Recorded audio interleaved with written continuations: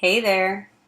In the last video, we just went over classes and we went over IDs.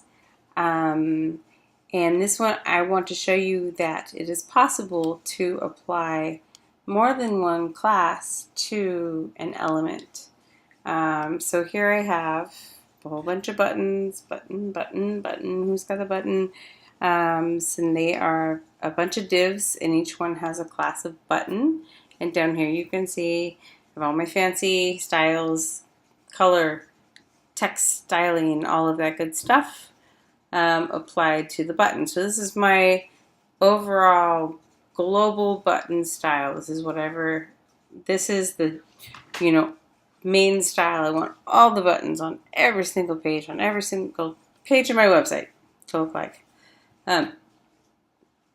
Okay, now I used a class because adding these styles to a div might not be the best solution because we're going to have so many divs on the page when we're done with it. It's because we just use divs everywhere. That's why classes are really useful. Okay, so I applied the class of button to each of these divs. Now I've got this really important button here. This might be alert like, hey, you might want to stop viewing this website because a tsunami is coming. I really, really need you to pay attention to me. Okay, but we still wanted to have all the other attributes of the regular button.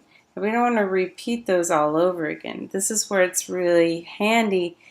You can create just one alternate, so there's a couple extra styles you might want to add on to something that's already styled by another class. So you have your generic button style, and then you might have variations on that. You might need an orange one for, add to your wish list, and you might need a green one and a yellow one. But why do you want to set all of the styles again, all the font and family? It doesn't really make sense. You just want to change one thing. So that's why it's nice. So I created another style down here called Alert.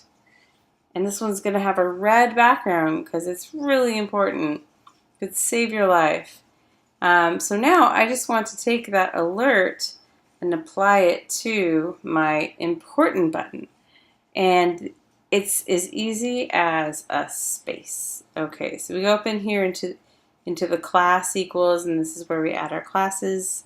And I'm just going to, it's button, and then I'm going to press space.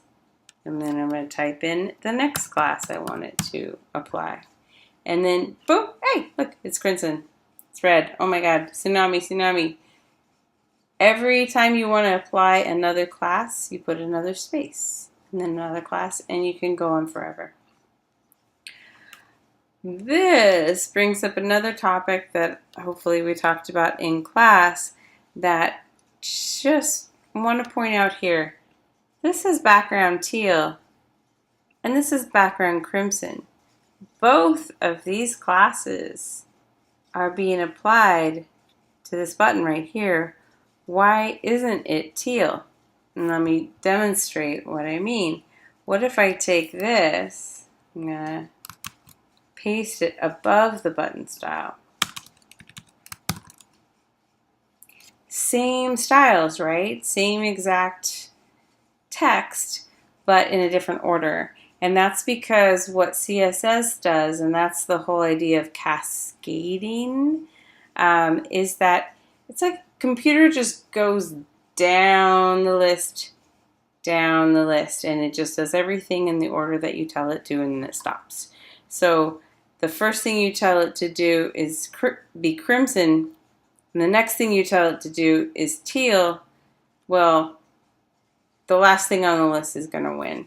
So if I didn't have teal, let's say I commented this out, boom, it would be red because it applied the crimson, and then I never told it to do anything else. Now the other ones disappeared because now they have absolutely no background property. So the order in which you put these is very important. So when you use multiple styles like this, just make sure, you've got your most generic one at the top, And as you get more specific, you add them towards the bottom. So you can apply multiple styles just by adding a space in between. Okay, see you in class.